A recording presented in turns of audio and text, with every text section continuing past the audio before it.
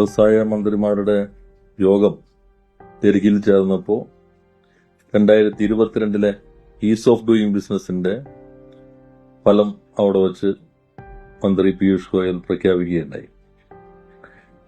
സാധാരണ 1, 2, 3 എന്നാണെങ്കിൽ പറയാറ് ഇത്തവണ 4 കാറ്റഗറി ആയിട്ടാണ്. അതിൽ 95% മുകളിൽ മാർക്ക് കിട്ടിയിട്ടുള്ള അതിൽ പ്രധാന ഭാഗം സംരംഭകരുടെ എന്നുള്ള ഫീഡ്ബാക്കാണ്. അതാണ് ടോപ്പ് അച്ചീവേഴ്സ്. കേരളം ടോപ്പ് അച്ചീവേഴ്സിൽ ഇത്തവണ ഉൾപ്പെട്ടു എന്ന് മാത്രമല്ല, ഈസ് ഓഫ് ഡൂയിങ് ബിസിനസ് ഈ വ്യവസായ സൗഹൃദ അന്തരീക്ഷത്തിൽ ടോപ്പ് അച്ചീവേഴ്സിൽ കേരളം ഉൾപ്പെട്ടു എന്ന് മാത്രമല്ല, ടോപ്പ് അച്ചീവേഴ്സിൽ ടോപ്പ് അച്ചീവർ കേരളമാണ്. യഥാർത്ഥത്തിൽ 1ാമത്തെ റാങ്ക് എന്ന് പറയാവുന്ന ടോപ്പ് അച്ചീവേഴ്സിൽ ടോപ്പായിട്ട് വന്നിരിക്കുന്നത് കേരളമാണ്.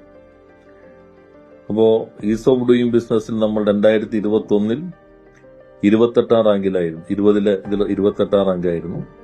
പിറ്റേ വർഷം 14ആയി.